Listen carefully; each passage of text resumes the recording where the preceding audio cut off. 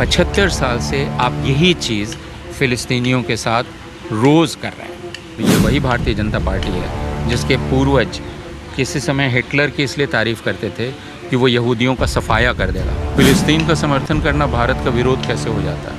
इसी को भी लंबे समय तक ग़ुलाम बनाकर उसको अपने फ़ौज के बूट के नीचे नहीं रख सकते। आप जिसको दहशतगर्दी कह रहे हैं उसे कुछ लोग गुरिल्ला कार्रवाई कह रहे हैं।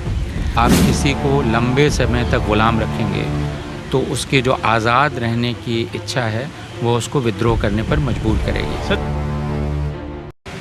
अभी इजराइल फ़िलिस्तीन युद्ध चल रहा है, उसको किस तरीके से देखते हैं आप? ये अच्छा इसको इजराइल फ़िलिस्तीन युद्ध कहा जा रहा है।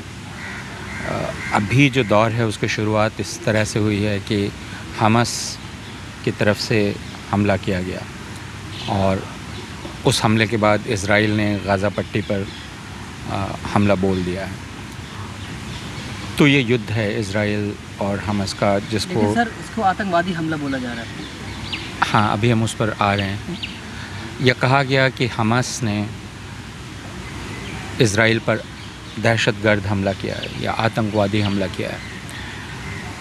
उसके पहले अगर पिछले 3 महीनों को देख लें, 6 महीनों को देख लें, तो जिन सैकड़ों फ़िलिस्तीनियों को गाज़ा पट्टी में इजरायली सैनिकों ने, इजरायली सेटलर्स ने और बाकी लोगों ने रोज़ाना मारा है, उनका कत्ल किया है, उनको गिरफ़्तार किया है, उनको उनके घरों से खदेड़ा है, निकाला है और उनके घरों पर कब्ज़ा किया है।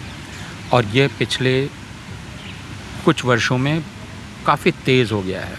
यानी यह हत्याएं अब फ़िलिस्तीनियों की रोज़ाना हो रही हैं।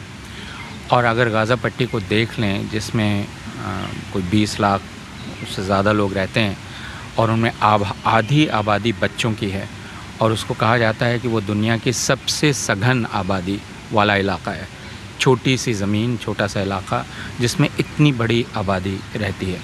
और उस आबादी को ये ख़ुद इज़राइल के IDF के पुराने जो उसके चीफ्स हैं, उन्होंने कहा है कि वह दुनिया की अभी की सबसे बड़ी खुली जेल है, जिसमें हर एक फ़िलिस्तीनी की हर एक गतिविधि पर इजरायली निगाह है। वह क्या करता है, क्या नहीं करता है। और ये ख़ुद इजरायली IDF के लोगों ने कहा है कि वह सुबह काम पर जाएगा लेकिन वापस घर आएगा कि नहीं, ये उसके हाथ में नहीं है। तो इजरायली रोज़ाना जो फ़िलिस्तीनियों के साथ कर रहे हैं उसे दहशतगर्दी क्यों नहीं कहा जाता, इसको लेकर मुझे बहुत ताज्जुब है। हमास ने जो किया वह अचानक किया और वो उस अचानक के चलते लोग चौंक गए।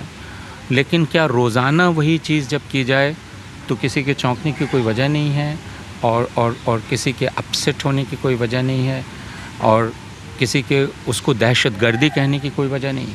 लेकिन main stream media Indian media तो उन्हें आतंकवाद करार दे दिया है। हमने तो कहा कि आप दहशतगर्दी किसको कहते हैं? आप जिसको दहशतगर्दी कह रहे हैं उसे कुछ लोग गुरिल्ला कार्रवाई कह रहे हैं। अगर आप इस तरह से देखें कि एक आबादी है जिसको आपने तकरीबन 75 साल से आप अपने अंगूठे के नीचे दबा कर रखा है, ग़ुलाम बना कर रखा है, तो क्या वह आबादी कभी विद्रोह नहीं करेगी? और क्या सिर्फ़ इसलिए विद्रोह नहीं करेगी कि आपके पास इतनी ज़्यादा हथियारों की ताकत है और आपका खुफिया तंत्र इतना मजबूत है कि वो उनको विद्रोह नहीं करने देगा? हम यह बात अच्छी तरह से जानते हैं कि आप कितने ही ताकतवर क्यों ना हो, आप किसी को लंबे समय तक ग़ुलाम रखेंगे तो उसके जो आज़ाद रहने की इच्छा है वो उसको विद्रोह करने पर मजबूर करेगी। और यह चीज़ हुई है गाज़ा पट्टी में। फ़िलिस्तीन को ख़ुद मुख्तारी का अधिकार है और फ़िलिस्तीन को अपना ग़ुलाम बनाने का हक़ इज़राइल को नहीं है। यह बात वे नहीं कह रहे हैं, यह बात बहुत कम लोग कह रहे हैं। ज़्यादातर मुल्कों में एक आबादी है जो इस बात को कह रही है।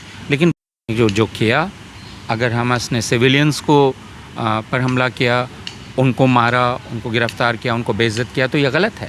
लेकिन हम कॉन्टेक्स्ट नहीं भूल सकते और कॉन्टेक्स्ट ये है कि कोई 75 साल से आप यही चीज़ फ़िलिस्तीनियों के साथ रोज़ कर रहे हैं। सर यूएन कई बार कह चुका है कि ये जो ज़मीन है ये फ़िलिस्तीनियों की है और इनको मिलनी चाहिए, लेकिन इजराइल अपनी दादागिरी करता है, वो बल्कि कब्जा करते जा रहा है पूरे वेस्ट बैंक पर अब भी। तो नेतन्याहू ने जो पिछले दिनों यूएन में जाकर भाषण दिया था संयुक्त राष्ट्र संघ में, वहाँ तो उन्होंने जो नक्शा दिखलाया था उसमें कहा था कि फ़िलिस्तीन जैसी कोई चीज़ नहीं रहेगी। ये नक्शा सब ने देखा और एक लफ्ज़ नहीं कहा। यानी आप खुले आम एक तरह की गुंडागर्दी कर सकते हैं और उस पर पूरी दुनिया कुछ नहीं बोलती है। इसको कैसे कबूल किया जा सकता है? सर, हम तो अभी भी कह रहे हैं ऐसा सबक सिखाया जाएगा। हाँ, वो कह रहे हैं। तो जो दुनिया हमास की आलोचना इस बात के लिए कर रही थी कि उसे इज़राइल के फ़ौजी ठिकानों पर हमला करना चाहिए था, सिविलियंस पर नहीं, और ठीक है, वो आज क्यों नहीं इज़राइल की आलोचना कर रही है कि वो दरअसल सिविलियंस पर हमला कर रहा है, वो इमारतों को ज़मींदोज़ कर रहा है, वो अस्पताल पर हमला कर रहा है, वो बच्चों को मार रहा है।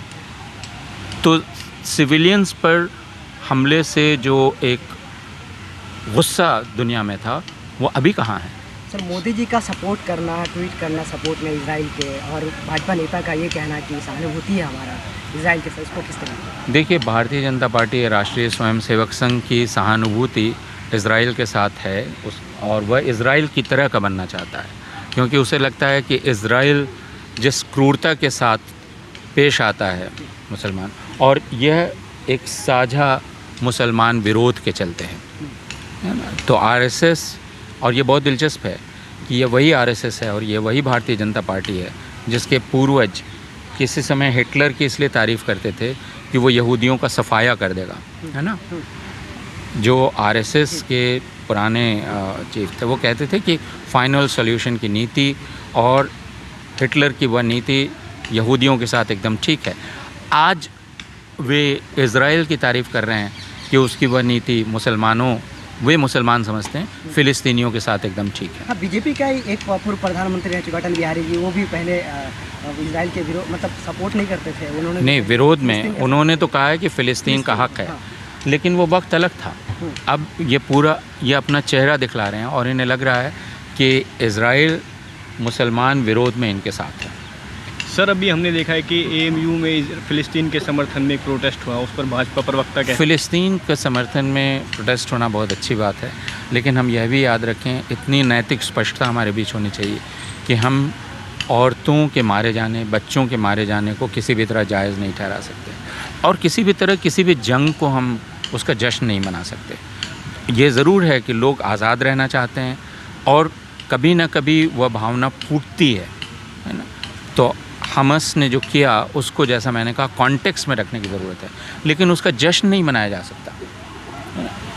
यह कहा जा सकता है कि यह होना ही था, जैसे इज़राइल के लोग कह रहे हैं कि इज़राइल के एक विपक्षी दल के नेता ने कहा है, अल जज़ीरा में उनका पूरा लेख छपा है, उनके बयानात छपे हैं, जिन बयानों में उन्होंने कहा है कि मैं तो पहले से चेतावनी दे रहा था कि यह हो सकता है। तो यह युद्ध का छिड़ना किसी के लिए भी जश्न की वजह नहीं हो सकता। भाजपा प्रवक्ता कह रहे हैं जो बच्चे प्रोटेस्ट कर रहे थे एएमयू के छात्र, उन पर कार्रवाई होनी चाहिए, उन पर देशद्रोह क्यों कार्रवाई होनी चाहिए? क्यों कार्रवाई होनी चाहिए? उन्होंने अपने देश का विरोध कहाँ किया है? फ़िलिस्तीन का समर्थन करना भारत का विरोध कैसे हो जाता है? सर, अब हम देख रहे हैं कि इस लड़ाई में हिजबुल्ला भी कूद चुका है, कल उसने भी अटैक किया है इजराइल पे। अब वह एक पूरा एक अलग मसला है जिस पर एक लंबी बहस हो सकती है कि ईरान, फिर हिजबुल्ला, और ये पूरी जियोपॉलिटिक्स क्या है, और इसके अलग नुक्ते हैं जिनमें यह कहा जा रहा है कि चूँकि एक संबंधों का सामान्यकरण करने की कोशिश हो रही थी, सऊदी अरब के साथ समझौता करने की कोशिश हो रही थी, और अब हालात ऐसे पैदा हो गए हैं कि सऊदी अरब के लिए ये मुश्किल हो गया है कि वह अपना संबंध इजराइल के साथ सामान्य कर सके, और हिजबुल्ला का इसमें आना भी तो, लेकिन वह एक दूसरा मसला है। सर, कुछ लोग अब मोदी जी के ट्वीट का विरोध कर रहे हैं कि मोदी जी को खासकर कितनी जल्दबाजी नहीं करना चाहिए था, और ये ट्वीट इस तरीके मैं से उस पर कुछ नहीं कहना चाहूँगा। मैं सिर्फ यह कह रहा हूँ कि कोई भी सभ्य देश युद्ध का विरोध करेगा, है ना, लेकिन वो यह कहेगा कि जो हमास ने किया उसकी वजह मौजूद है। जब इजराइल के भीतर लोग कह रहे हैं कि यह होना ही था, आप किसी को भी लंबे समय तक ग़ुलाम बनाकर उसको अपने फ़ौज के बूट के नीचे नहीं रख सकते।